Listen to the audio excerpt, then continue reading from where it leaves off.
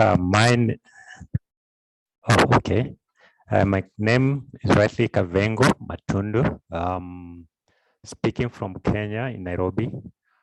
I work with GCAP in Africa, but GCAP Africa is a part of the larger GCAP Global. And I do support the work of GCAP here in Africa as a coordinator for the countries in which it works. I'm very glad to be here once more, to meet you, Barrack, to meet other colleagues. I'm happy also to sit here today. My line is so weak, so I don't want to weaken it further with my, putting my camera on. But this is how I look like in case I'm visible. I'm not sure whether I am, and then I'm switching it off. Oh, yes, okay, great. Yeah, all right, nice. Thank you.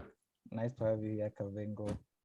Then we have Euphemia, then Rose Nakame. Hi everyone, my name is Euphemia. I am from Tanzania. I work for Children's Dignity Forum. It's a charity organization, and we have different programs of advocating for children's rights, and we are currently implementing a youth care project in partnership with different partners across the continent, like Arasa, Y+, and we are funded by AIDS Fund. And I want to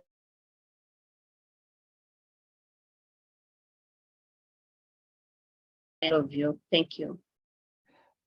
Thank you, Euphemia. Finally, Rose. Thank you, Barrack. I'm so glad to be with you. So sorry I'm late to the meeting, but I'm Rosemary Nakame. I'm the Executive Director of REMI East Africa, which is based here in Uganda. We utilize the power of storytelling to address vaccine inequity and hesitancy. Thank you. And thank you so much. You're welcome. Moga, finally, you can talk. I'm Moga Kamaliani. I work as a policy co-lead for the People Vaccine Alliance, and I'm also advisor to UNAIDS Executive Director in relation to particularly access to medicines, vaccines, health technologies. And thank you very much for allowing me to join you. And I'm African. Thank you so much, Moga. You're welcome to today's meeting. So next on the agenda, we'll have a brief welcoming note from the African Alliance. Tian, if you are ready, you can give us a brief, then we proceed to reading the minutes from the previous meeting. Hi there. Hi there again. Thanks, Barrack. Yes, so nothing much to report from our side. It's been quite a busy week. Of course, on behalf of PVA Africa, we are at an advanced stage of the due diligence process for several of our sub-grantees. As you know, we made small grants to partners in the region to advance and accelerate advocacy. North Africa remains a challenging region, so we've done some targeted outreach to North Africa, specifically to support civil society movements there. And we're currently in talks with the COP27 movement to see how we can integrate some of the advocacy into existing climate change and climate justice work. We also are preparing for a panel, at the World Health Assembly coming up in Berlin in a few weeks' time, where we will be presenting, as well as some follow-up meetings on behalf of PVA Africa as part of the European Global Health Strategy development. Some of us were on that initial call that they invited African civil society to, that took place in Abuja and virtually about a week ago. And so we're now in talks to set up the second reflective and verification discussion with the EU, looking at their strategy using some of the inputs that were shared at the last consultation. But apart from that, the work does go ahead. An update from the Global Steering Committee, which I sit on in my capacity as chair of PVA Africa, and Barrack is also present there as the leader of PVA Africa Coordination. We have just completed a co-creation process. This co-creation process really looked at ensuring that we engaged with all 5 regions of the continent to get their reflections on what the priorities for the PVA movement as a whole should be, to ensure that African voices are centered and amplified as part of that process. So we presented on Monday the initial findings from that review. There were three main outcome areas which were kind of common across all regions. Unsurprisingly, issues around strengthened national responses and accountability, issues around how we as PVA globally identify, how we walk the talk of decolonization. Asia and Latin America also shared feedback from their processes. And so we have a second strategy meeting looking at all of these inputs and what they mean for PVA Global in our next steering committee meeting. What will then happen is a global strategy will be developed, and of course we will be given the opportunity to ensure that the regional voices that we've put forward are actually reflected in that global strategy. So it was really an important moment and process for the region and for PVA Africa. Thank you so much, especially to those steering committee members on the call, Rosé and Sandrine, who also played a key supportive role in mobilizing from their particular regions, in addition to all of the other steering group members. So we're really grateful for your support and solidarity. The full detailed report will be released on the 4th of October, and of course we'll make sure that is shared with all of you and put on our website. So thank you again for making the time. One other thing that I could note is that we are making steps to bring on board a full-time membership officer for PVA Africa. That person's only responsibility will be to build the membership. You'll recall in the early days of PVA Africa meetings, at times we would have 40, 50 people on these calls, but of course those were different times. You know, death was upon us. There was a massive, humanitarian catastrophe that we were dealing with. So a lot of people made the effort and made the time and found these calls materially helpful. But I think it's a reflection also of where the world has gone. The troublesome and false narrative that COVID is over, I think all feeds into what we're seeing in terms of a drop in engagement. And so we've decided to put aside some resources to specifically focus on getting our membership up. But of course, as you all know, our aim is not about numbers, it's about quality of engagement and diversity of voices. So we'll continue pushing ahead in that regard. Thank you, Mocha, for sharing some North African context. We will definitely be in touch with them. But thank you again, everyone. Welcome and looking forward to it. Over.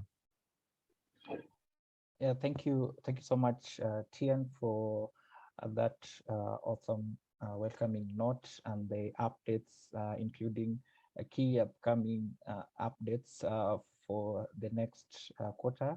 We are so excited to see what we have ahead. At the same time, looking forward to growing the secretariat as we get the new membership personnel to help us through the next phase of this project. So next, I'll just share my screen so that we can quickly go through our discussions in the last meeting, which we held on the 31st of August. Just a minute, let me get the Word document.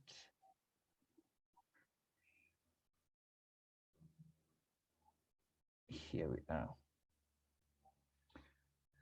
So I'll do a quick run. These were the attendees for the meeting. Made the opening remarks, then we did an overview, elaboration of what People's Vaccine Alliance does and the activities regionally, including its role within the PVA Global Alliance, a round of introduction of the current and new members in attendance. Then these are the new members that were announced. There's Remy East Africa, Visual Aided Stories, Freedom in Harmony, Gosanet Foundation in Ghana, and Bosaida in Liberia.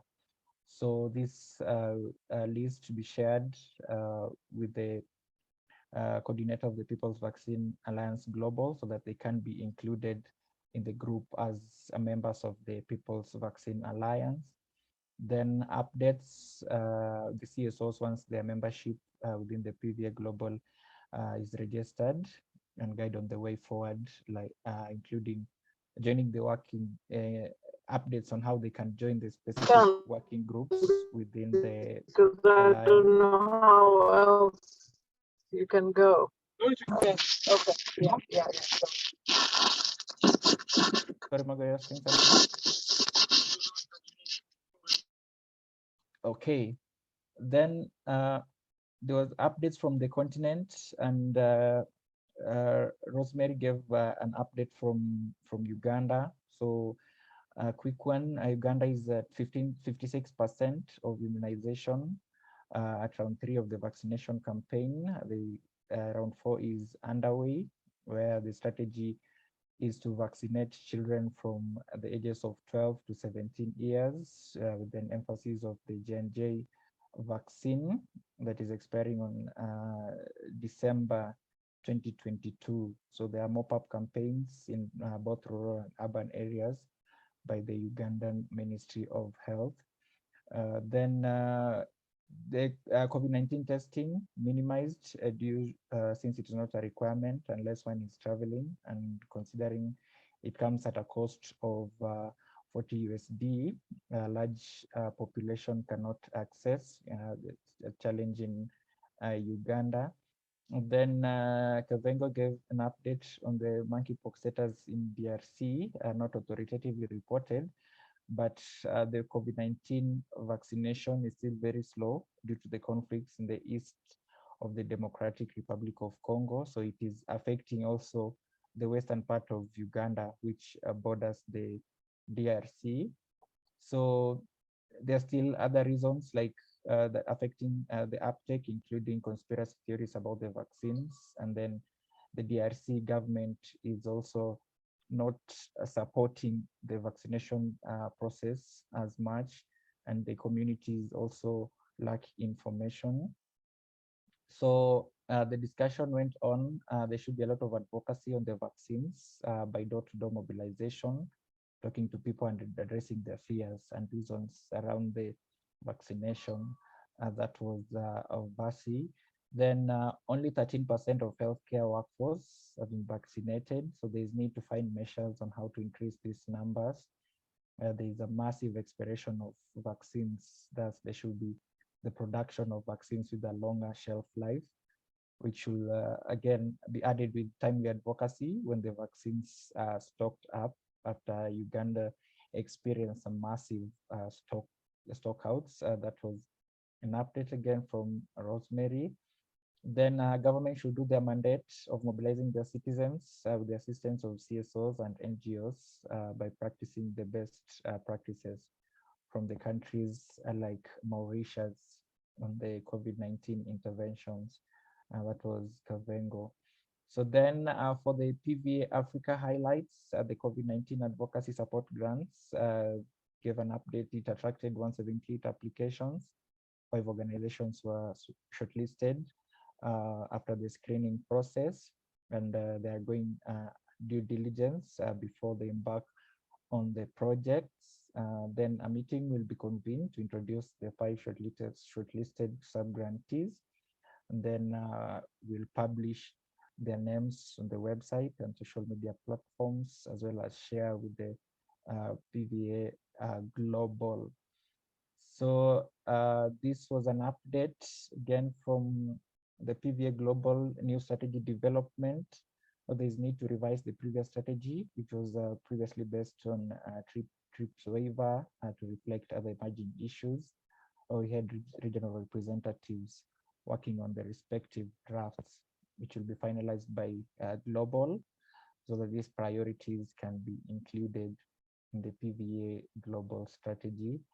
So we will share with the members once that document is finalized. For upcoming dates, the September 26th, present PVA Africa priorities to the PVA steering committee. Then the week of September 19th, there was supposed to be a webinar on Love Alliance with the Love Alliance and Stop AIDS UK. That is a collaboration between African Alliance, PVA Africa, and Stop AIDS UK. And this webinar on access to medicine. Then every last Wednesday of the month, we'll be having our PVA Africa CSO's monthly meeting. So share the calendar with the invites with all upcoming and recurring dates, and then share details about the Love Alliance. On AOB, inquire on how GCAP can take part in the previous Africa strategy development. And then Africa will reach out to CSOs for their input. African Alliance will reach out to the CSOs for their input in the strategy. And then inquire when will the sub-grantees, when should they expect to receive the final decision from the African Alliance? And then update on the next PVA CSO meeting, which is September 28th, that is today. So the meeting was adjourned at 2 p.m. SAST, that was 3 p.m.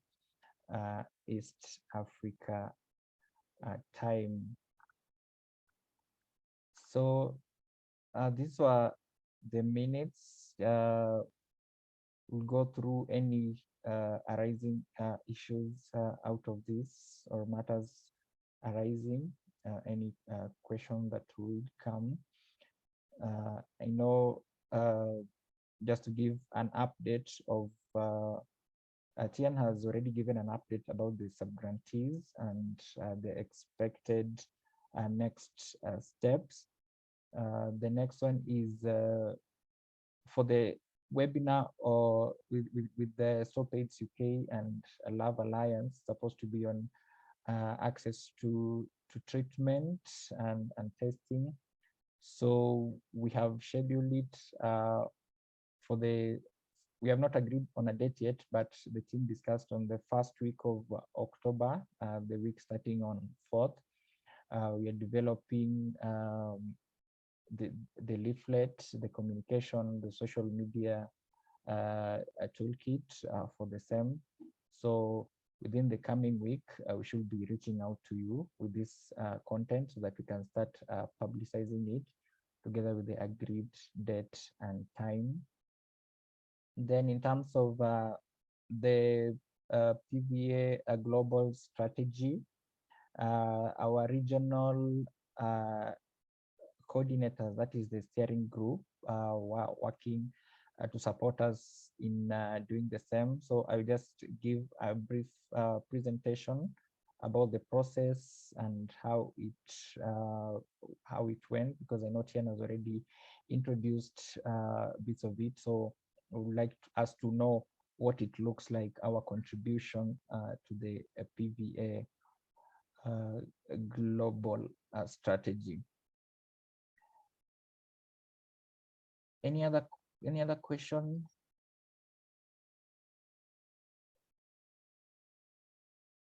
Okay, so other than that, I think we can go ahead and adopt the minutes. The members who were present last time. Yes, Rose Nakame, your hand is raised.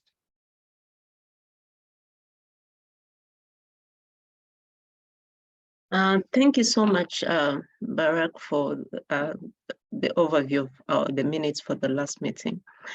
During the last meeting, we talked about, you shared with us an update on how the regional engagements about the strategy were ongoing. And I remember there was a member who requested for you to, if we could participate in our regional strategies, and you said that that would be possible. So is there any update on that? Yes, so like we discussed with the consultants, there are some they will reach out to you because we still need more views across the globe. I will share that map. We see the regions where we still expect more views from, more priorities and discussions to take place. And we have until Friday to do all that. So in my next presentation, I will show out the same to you. And then the regional consultants in that specific region will reach out to the specific CSOs, and then now you can be included as part of this next discussion. And just to, as a matter of interest, the PVA Africa is also focusing on us developing our own strategy in the coming months, October, November. So those views as well will be important for us to integrate as we now form our own strategy moving forward. What is our drive? What do we look to achieve? How are we going to make our voices heard within the continent? And how we are going to support the CSOs and the advocacy in terms of governance and leadership for the common goal of the response to the COVID-19 pandemic.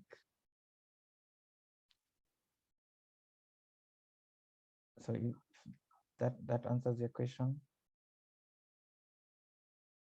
See, your hand is up. Is that a new hand or it's the other? It's an old hand, sorry about that. Yeah. Oh, okay. Thanks. Okay. All right. Thank you so much. I think we move to the next agenda. If there are no further questions to this.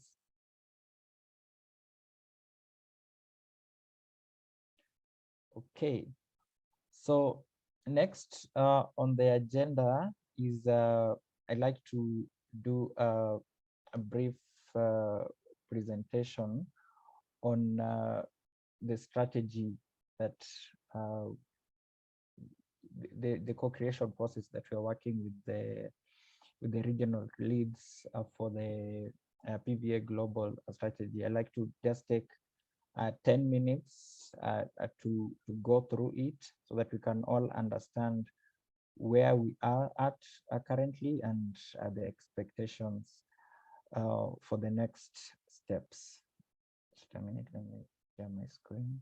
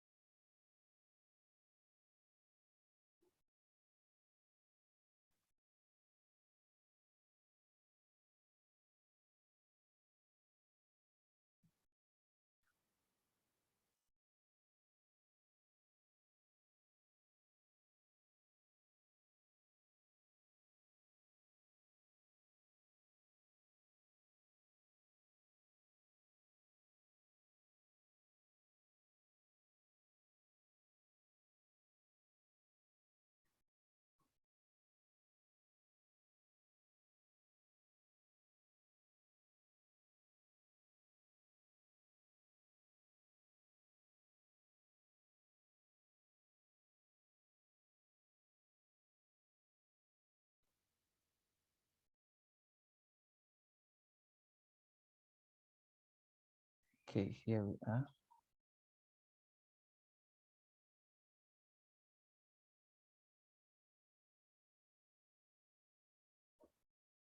So for the PVA Africa, this on the 26th of September, that was on Monday, we made this presentation working with the steering group members within the 5 regions of Africa. So there was a process in which we presented this to the steering group, steering committee. So first of all, we developed it's called the TOR, terms of reference, what we needed to do, what we were seeking to achieve. Then the next part is developing the process guide, because right from the onset, the PVA Global had like recommended we revise the strategy, and members agreed that it should be a co-creation process, so that now all those the views from across Africa, Latin America, and Asia are integrated into the global strategy for a diverse and all-inclusive strategy. So we just gave an overview of the challenge that we have experienced from the time COVID started, the fact that COVID was killing millions of people, and then both in terms of deaths and affecting them, having long COVID, others being driven into poverty and inequality. And then the challenge that we had with the vaccination, so the vaccines being hoarded, the global north refusing to share the vaccine and the knowledge and technology with the global north, despite the fact that they already vaccinated over 70% of their population. Then this alongside the challenge with the WTO refusal to waive the TRIPS and IP, so that this technology can be shared within the African space, within the global south, for us to manufacture our own vaccines, our own, in terms of diagnostics and therapeutics interventions. So we gave an overview of the PVA being focused on free vaccine for everyone, everywhere across, and then how it became now that the PVA ensuring that those priorities, our voices are heard. There was need to also include People's Vaccine Alliance Africa into the limelight. And now that we are moving towards COVID-19 eradication, we understand that the civil society plays a crucial role in the movement leadership that is within the PVA Global, PVA Africa. So then now we decided that it is time to co-create this 12-month strategy to ensure that our work and our priorities are reflected in this engagement. So the co-creation process included African CSOs working in the COVID-19 vaccine space. For the selection criteria, it was that all those CSOs to be engaged working within the access, advocacy space, testing, treatment, and then working in more than one country. So this is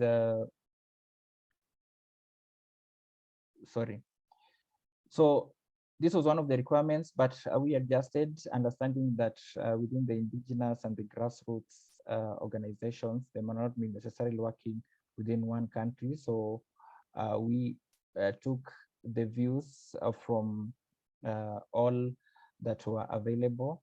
Then within the sectors, just the healthcare, public health space. So the community, the healthcare workers, community working within the community health space, people with HIV, people use drugs, the LGBTQIA, gender conforming individuals, traditional practitioners, educators, adolescent girls and young women, as well as men and boys. So ensuring that we were as diverse and as inclusive as possible. Then for the CSOs, they included NGOs, activists, coalitions, and society coalitions, voluntary bodies, charities, and faith-based groups. A total of 69 were involved so far. within the report, you'll see the breakdown of the regions that were represented. So we had, of course, the co-creation principles, what we needed to achieve, and we posed this question: what should you feel? What do you feel should be the top priorities for the People's Vaccine Alliance Africa? So it was an open discussion according to the Chatham House rules. No right or wrong answers. Opinions, you know, are all respected and all.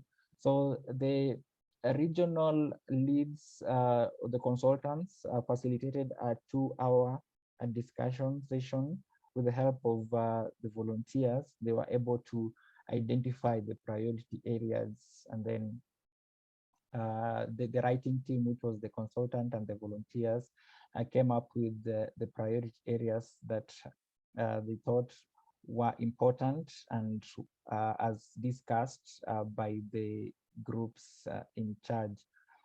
So the common priority areas identified, and interestingly, just like Tian had mentioned, these were reported across the region, across PVA Asia, PVA Latin America as well. So the first one was health system strengthening. So the need to build a system that can catch and care for all people.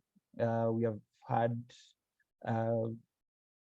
weak systems within the healthcare, especially in Africa, the regional spaces, and then which makes now health to be prioritized at the country level.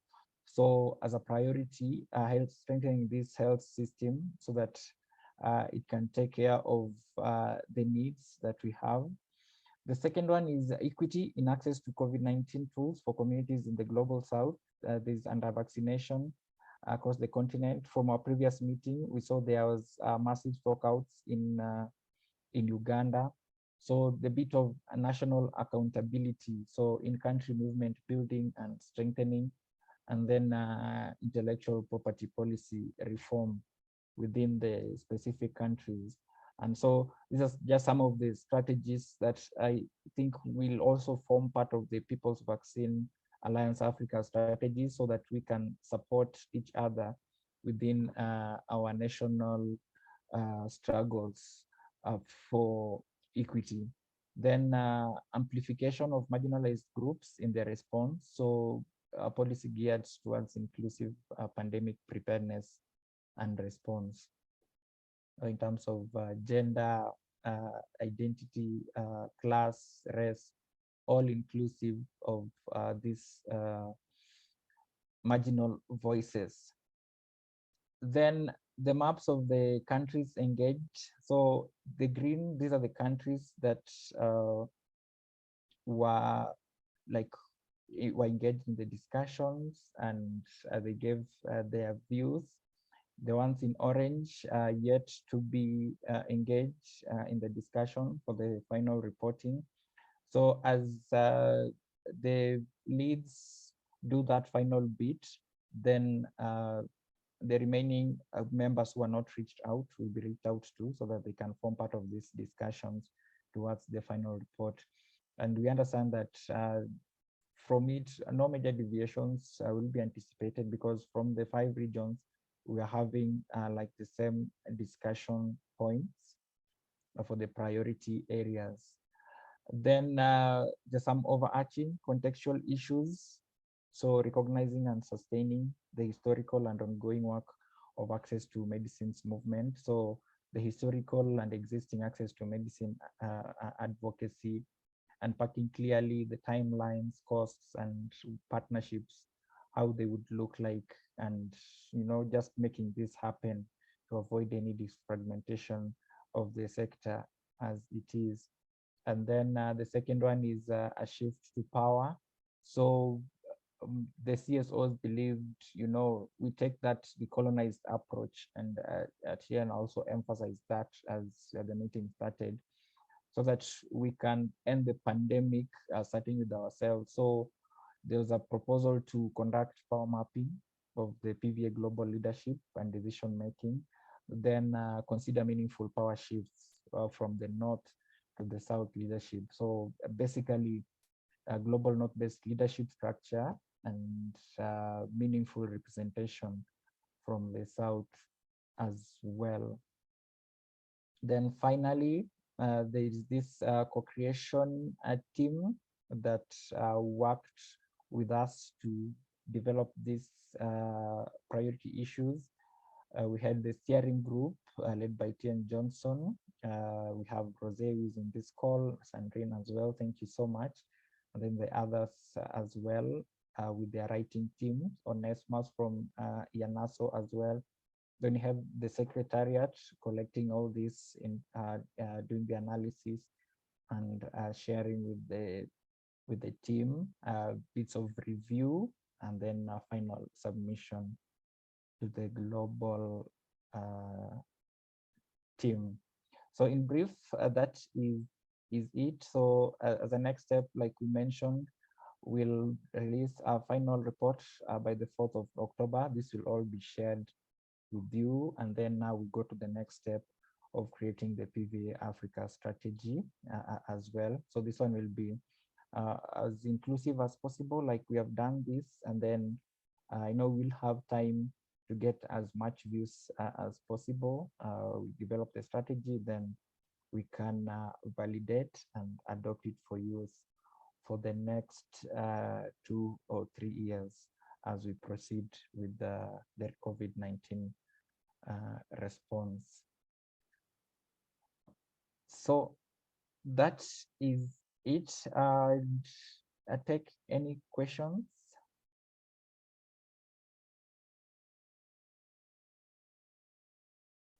Before we go to the next agenda.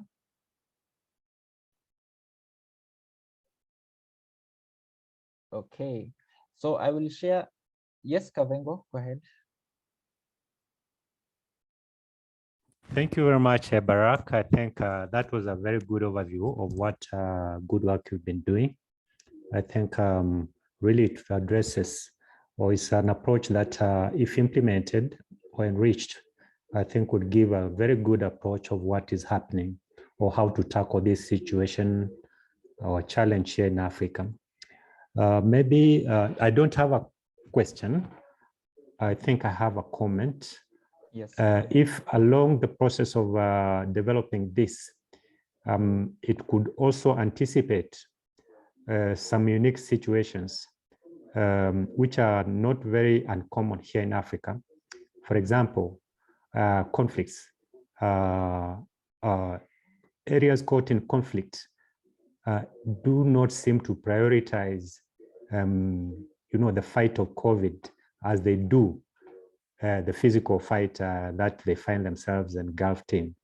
So if the approach could somehow contemplate in such situations, then how would, how would still the campaign to fight this pandemic be approached?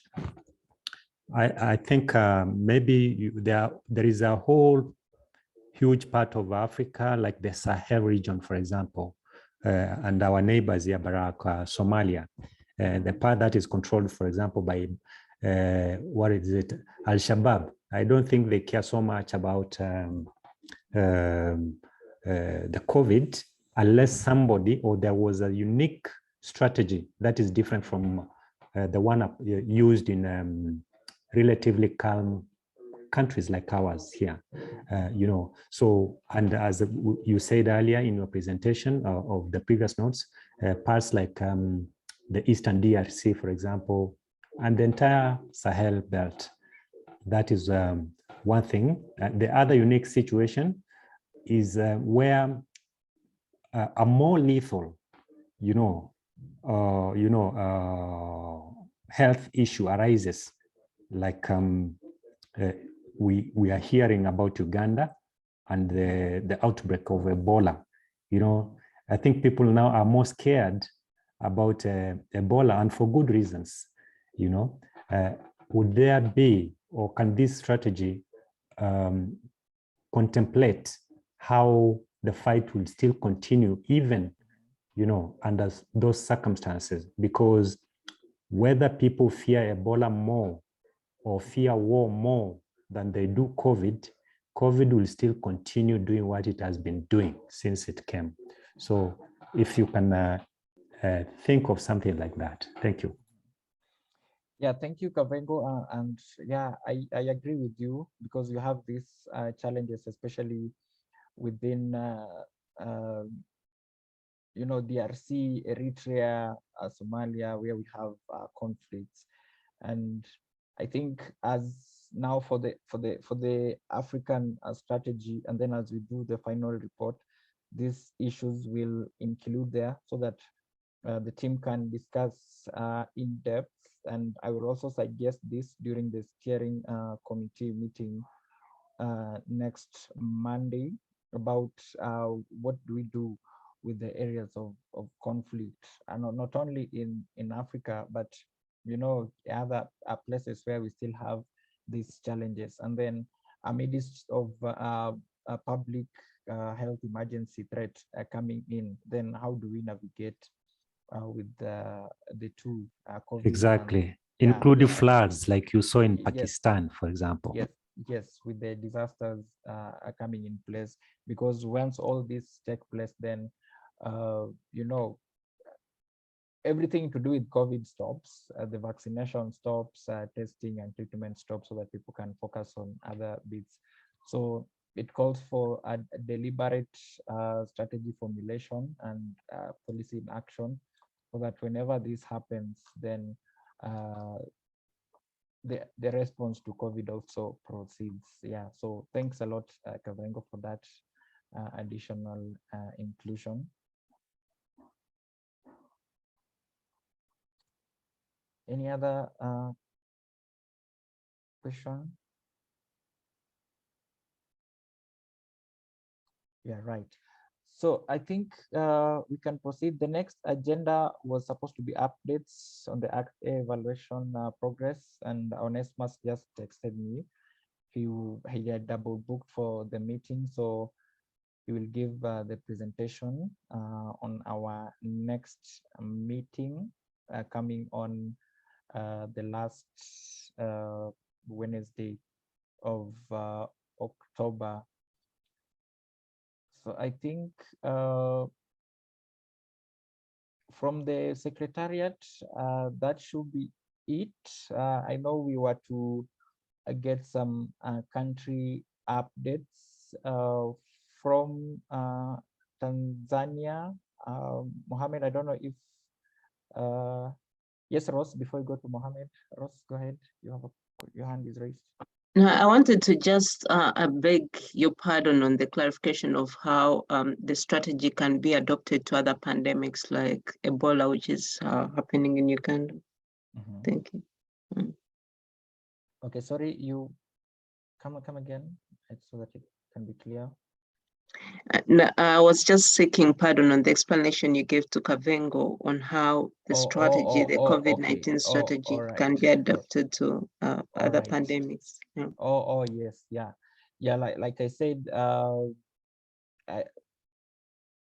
we need to bring this as we do the last phase of the final report, including areas in conflict and then the existing pandemic. So I said we still have an in-depth discussion about that, and how the PVA can respond within those parameters. There's an emerging public health issue. At the same time, COVID is still ongoing. So looking at how can we go about it? How can we ensure that there are deliberate policies or strategies that take care of these two parallel issues, because COVID has been there for a while and it's still wreaking havoc.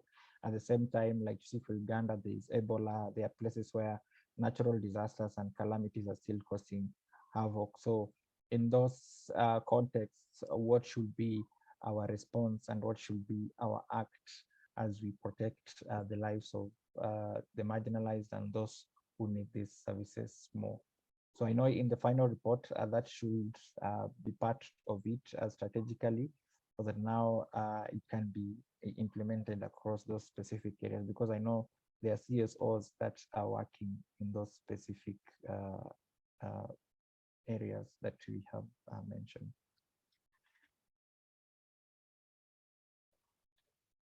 So we are on top of the hour. We are supposed to have a 1 hour meeting.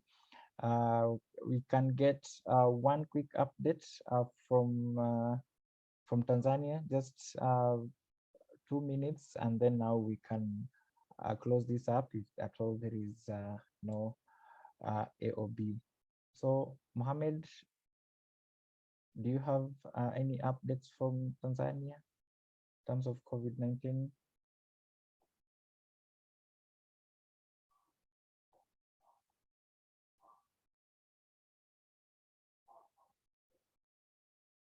Okay, Mohammed is probably not getting us. Euphemia,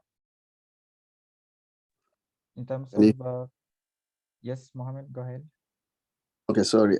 Thank you, Barrack. I was talking about the issue that I think even from this conversation has come up about vaccination hesitancy in Tanzania.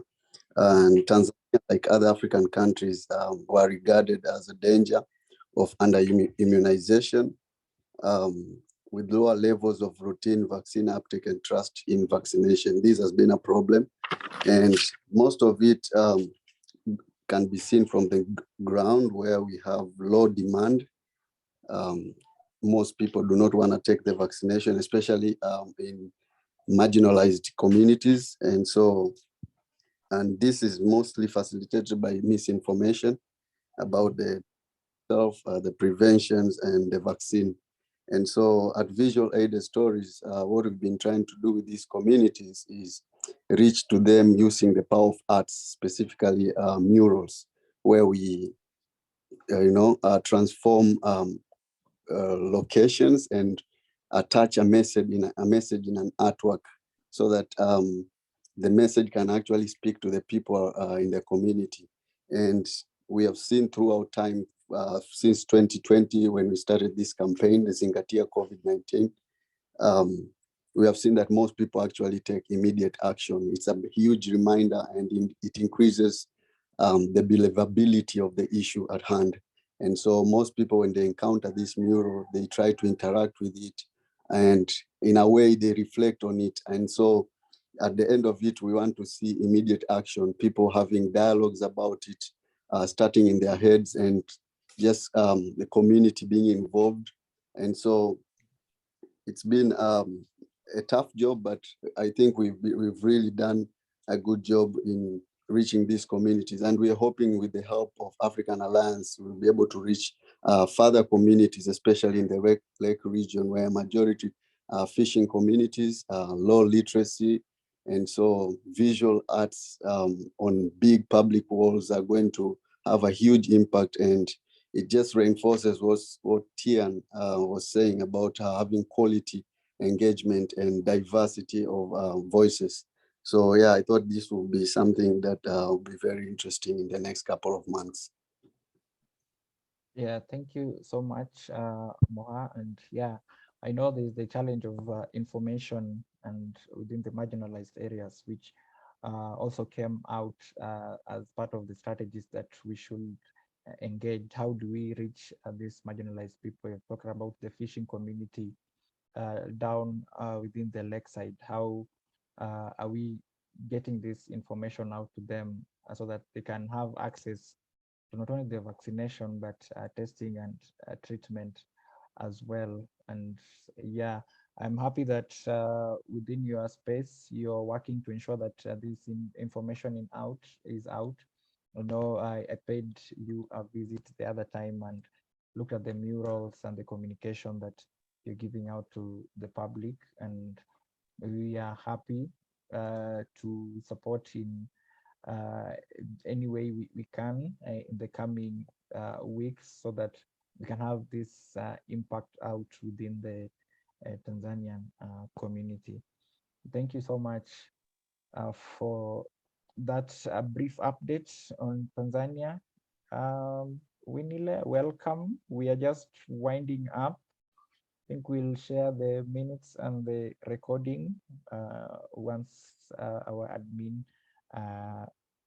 collects it together. Any other business before we close? We are 5 minutes past the hour. Oh, sorry. Maybe in a minute, Barrack. Yes, Kavengo, go ahead. Just to update you and the colleagues here that Yes. within GCAP, we also have not dropped the ball about COVID. Yes. And in the last 1 week, we had very active mobilizations across 15 countries in Africa on a range of issues. As you know, that was the same week that the UN General Assembly was sitting. Yes. So we took opportunity to highlight a number of issues, to address them directly to the leaders, right from at the national level, and also regionally, and then globally. And there were gatherings of people. We normally call them people's assemblies, where people really came together at the grassroots level and discussed a range of issues. And COVID was one of the key issues that was under discussion. And at the end, in each one of the 15 countries, they issued declarations or letters addressed to their respective governments on issues to take more seriousness on COVID. And that also went to the United Nations itself. So there was that kind of engagement in some countries in Southern Africa, Eastern Africa, Central and West Africa. And just as Tian said, we seem also to have a challenge in the northern part of this region. So that is what we did. At the global level, we also issued a declaration that will be communicated to the United Nations. And one of the key issues that has been raised are the same issues that we've been discussing under PVA. So I just wanted to share with you that a lot has been happening, especially in the last 1 week. Thank you very much. Yeah, awesome, Kavengo. Thank you so much. And GCAP, we're always proud of the work you're doing, especially in Africa, within the regions. And Kavengo, you taking the lead, it's very important. And I'm happy to hear that you're engaging the governments and with the United Nations General Assembly that just completed a few days ago. We are happy that we have asks, we have deliberations that came out of it. So we are really looking forward to that. Looking forward to see how we can continue with this support for the civil society organizations, just like you're doing within the regions. I think it is commendable, and we are happy to associate with GCAP. And please do let us know if there is any bit on collaboration that you'd like us to do. At the same time, we shall send these updates to the PVA Global, which usually sends weekly updates to members, so that now we can all be aware of, there's still solidarity in terms of fighting the COVID-19 pandemic. Thank you so much, Kavengo, for that update. Yeah, so yes, Euphemia, go ahead. Yes, Barrack. First of all, thank you again for inviting me to this meeting. And I haven't engaged so much on the issue of vaccine, but as much as my organization is concerned and COVID-19 being a cross-cutting issue, we have been engaging in a number of advocacy initiatives during the COVID-19 and even also as an affirmative action within our intervention. We have been also encouraging the communities to take the vaccine. Now with this information in the strategy, I think I have also enhanced my understanding on what other people are doing to encourage communities and everyone to take the COVID vaccine, because like many people are still hesitant to take, and considering now people are considering like COVID-19 is over because most of the measures they have been lifted and we are back to normal. So like it's not easy for people to get, but it is still very important for people to be encouraged to take the vaccine. And I would also like to know maybe if, because I can see PVA is a membership alliance. So what are the, if my organization want to join, what are the steps I should follow? Maybe if you want to be part of this initiative. Thank you. Yeah, thank you so much, Euphemia, and it's our pleasure that you took your time to join this meeting today, and you're happy that within the community, as well as you serve your target groups, you're also focusing on the pandemic, the COVID-19 pandemic, which cuts across all our civil society organizations, like the way we do our normal operations, integrating the bits of COVID-19, if it is either prevention, giving out the information and all that, addressing a vaccine hesitancy as well. And so humble that you are engaged in the process. So for joining this, I think you have already done the first step, showing interest and all. So on the side, I will send you a link with the form where you can fill in.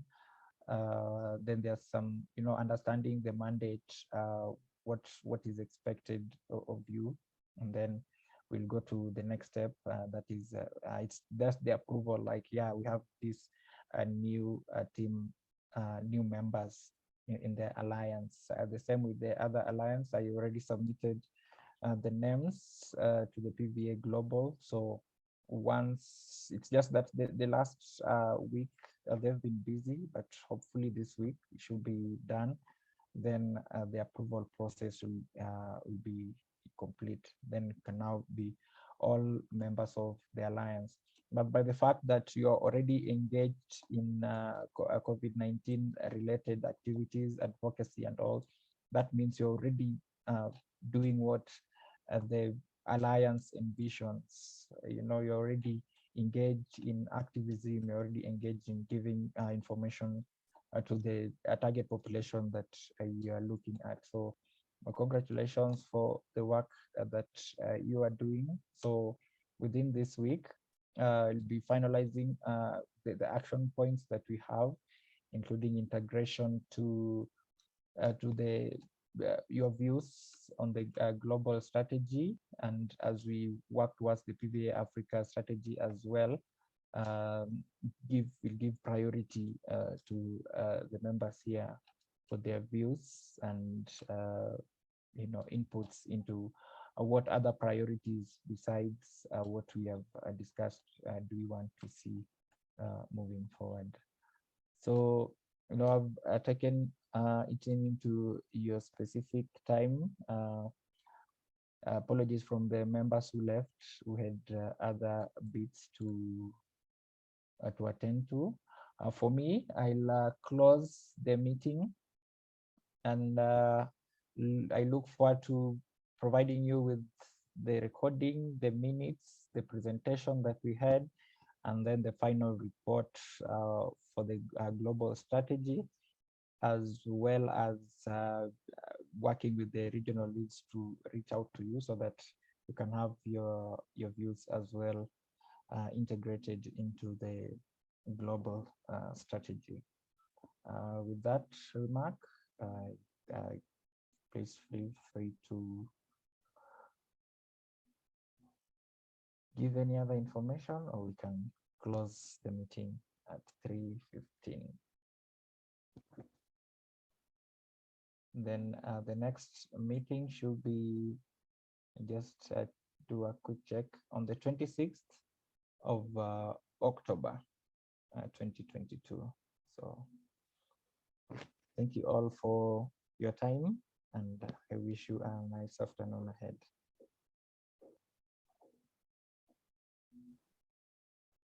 Okay, thank you, Barrack. Thank you so much, Barrack. Thank you. Thank you, everyone. Good work. Yeah. And bye-bye. Bye-bye. Bye, Bye. everyone.